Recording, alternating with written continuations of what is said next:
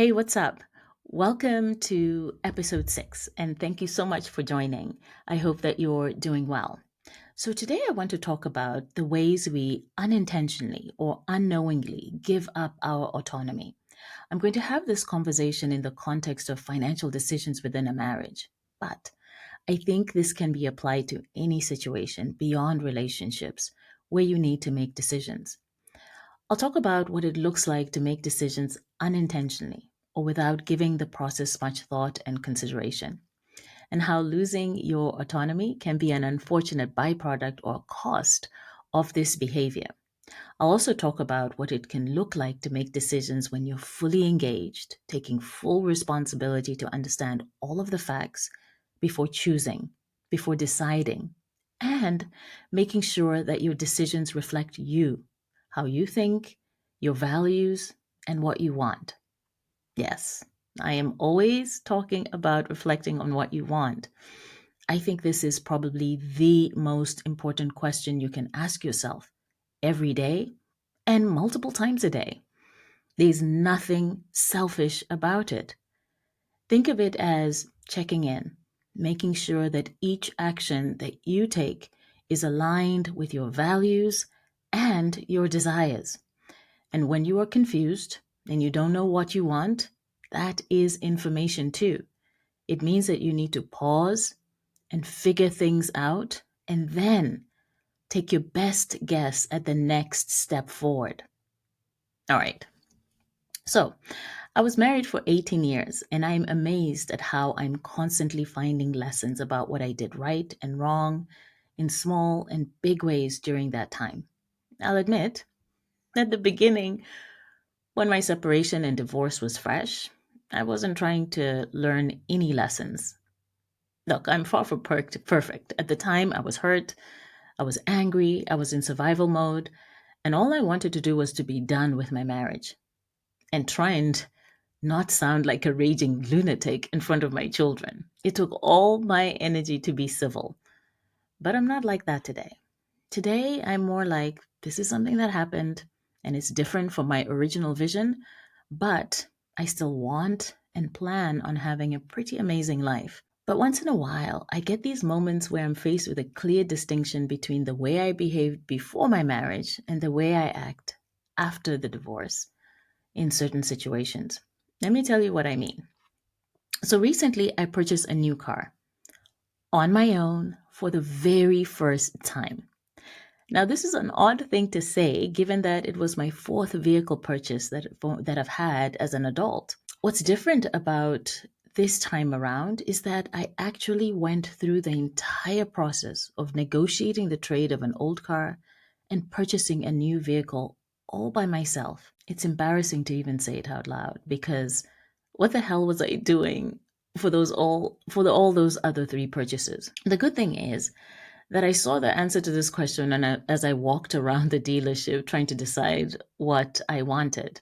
I was doing the same thing that I saw most of the women there doing. They had this guy by their side who was there to close the deal while they only focused on picking out what they liked. Look, I'm not judging them. I did that 3 times before. It's just that for the first time, it dawned on me how little thought I put into the action of allowing someone else to make a significant transaction like that on my behalf. Let me take you through my first car purchase. I was a young 23 years old. I was 5 months out of college with an older boyfriend who eventually became my husband, but who had experience purchasing his own cars before. I remember going to the used car dealership and having no clue where to even begin.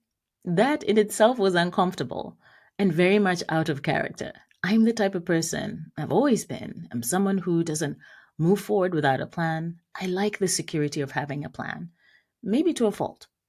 I like being thoughtful about my options. I like knowing that this is the best choice that I can make at this time. But I didn't do that on that day. That day, I was passive. I walked in without a plan and, of course, found that all the choices that I faced that day were so overwhelming. Then there was a salesperson who was just talking a lot. Then I was nervous. Then there are all these questions about whether or not to finance the purchase. And I started thinking, I just don't know how to make any of these financial decisions. And then I had lots of negative thoughts. I thought, you don't know what you're doing, and you should know what you're doing.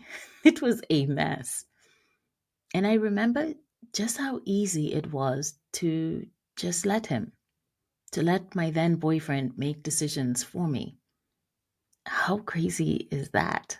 I was 23, and at that point, I had accomplished a few things. I had secured a job at a Fortune 500 company out of college. I had graduated from university with a degree in chemical engineering. I had applied to that university all the way from East Africa and even secured a scholarship. I had moved on my own all the way from Tanzania to the United States to go to this university. But somehow, for this one thing, purchasing my first vehicle, my attitude was, I give up. I can't do it.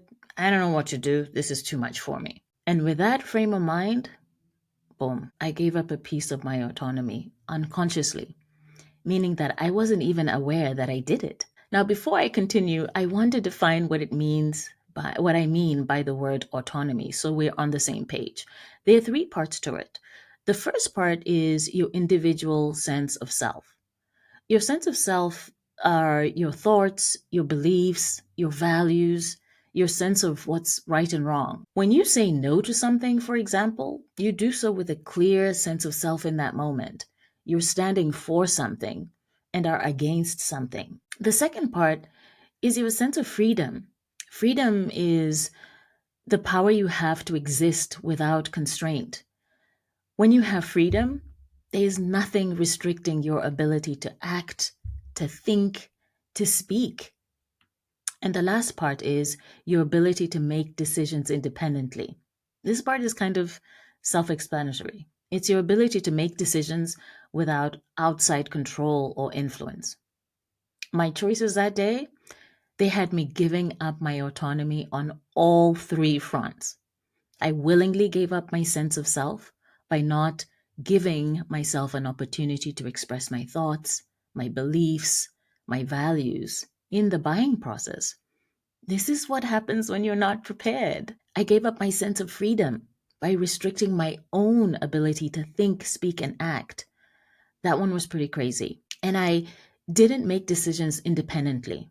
Instead, I over relied on my boyfriend and the salesperson to make choices for me, choices that I didn't fully understand and didn't insist on understanding. Again, a result of lack of preparation. This is what happens when you're disengaged from parts or all of your own life, when you're not locked in and present with the things that you're trying to do in your life. You rob yourself of the chance to grow the skills necessary to do important things in your life because you're too busy feeling uncomfortable and reacting to that discomfort to show up in full leadership for your own self. You're just too distracted by your own feelings to organize your mind and lead yourself by asking a few key questions beforehand. If I was in full leadership energy that day, I would have prepared for that encounter by asking myself questions like, what am I trying to do here? So there was purchasing a vehicle, so you had to choose the car, decide what kind of car you like. And then there was the whole financing piece. Are you paying for this thing outright? Do you want some sort of financing? What's the benefit of having financing? Does it improve your credit score? Like there were so many questions to ask there. The next one is, do I have the skills necessary to do that thing? I would have known that I didn't. In fact, I was pretty uncomfortable with large financial decisions. And so that was an opportunity to really lean in and learn. Then there's a question of what is my level of comfort to execute this task and why, right? How comfortable are you doing that thing? Really analyzing your emotions and feelings around it. If I did that, again, I would have understood that you don't like making financial decisions. You get really uncomfortable making financial decisions and you sort of withdraw and you don't lead with confidence like you do in many other areas of your life. That was important to know. Another question is, How important is it for me to learn how to perform this task on my own? I think this is such a critical question. Sometimes we're so uncomfortable doing things that we're so quick to let someone else do it, but we really don't ask ourselves, what's the cost of me not understanding how to do this thing? And to be honest, being able to negotiate financially, make decisions, financial decisions that are large, is an important skill to have. It was an important skill for me to start developing in my 20s and continue developing as I aged and improving. Then another question is, do I need help? And if yes, how much help do I need? Or you can ask yourself, if I get help, what information do I need to share to make sure my thoughts are taken into account? So it's not just about getting someone to help you do something. It's about really being clear that they're representing you well. Another question I could have asked myself is, how can I understand this task enough to influence all the choices needed, even if someone else is assisting me in it? This is always about being in control. It's like having a company and hiring people to do things for you, but understanding what it means to do those different tasks, understanding what part of your business those people are running, and being able to understand enough to support decision making. Asking yourself probing questions like this keeps you engaged or actively participating with your life and the things that you're trying to accomplish. We shouldn't allow ourselves to be stopped by the fear of doing something. We shouldn't settle for it. We should lead ourselves through that fear by probing, asking questions, and organizing our thinking so that we can make decisions from a point of strength and autonomy. Look, I'm not saying it's easy. Remember, I repeated this ridiculous situation 2 more times before I got it right. But I can tell you, the way I showed up this time around, it was so different. I could feel the difference in my confidence. It was like night and day. And there were a few things that I noticed that helped. For starters, my identity was different, my sense of identity. The way I see myself when it comes to my finances is different. I see myself as a woman who is in full control of her financial decision making. I don't outsource that, period. I ask questions and then I make decisions. And with each financial decision that I have made, my fear has become less and less and my confidence has grown. I showed up prepared. Purchasing this new car, I felt in charge and fully in control. I had done my research and I didn't come to play. I knew the value of the vehicle I wanted to sell. I had a price range in mind and I was not willing to go below. I was not in a rush. I was happy to walk away from a crappy deal. Let me tell you, nothing beats the level of confidence you feel when you know your stuff. When the salespeople create all this drama and scarcity, it doesn't faze you. You just stick to your plan. And I felt so good. I felt competent and I felt calm, and there were no negative thoughts. I also trusted myself. So many women doubt what they are capable of. They walk in afraid that they're going to do something wrong, afraid that they're going to make a mistake. This time around, I trusted myself. I did a lot of positive self talk beforehand. You can do it. You don't need a second opinion. You're the only opinion that matters.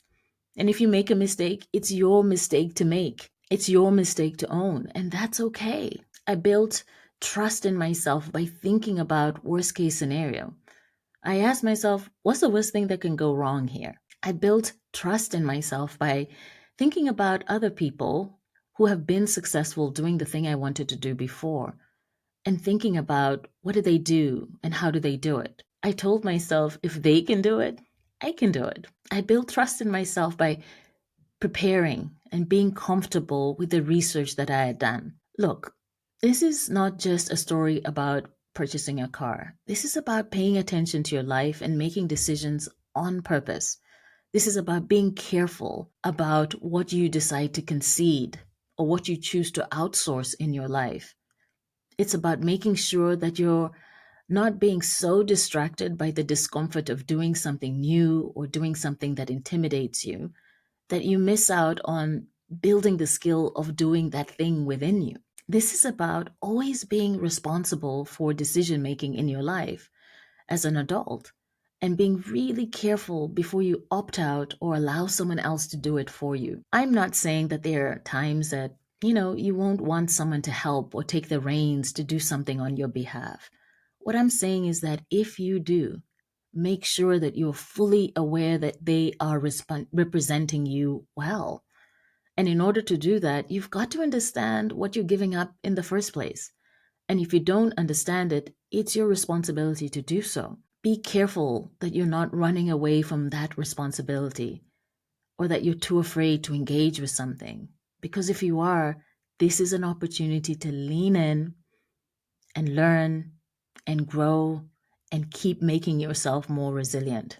There's a big difference between understanding how to do something and choosing not to do it and being versus being too afraid to do that task yourself. Okay, I hope this is helpful. This is it for today. Until next time, take care.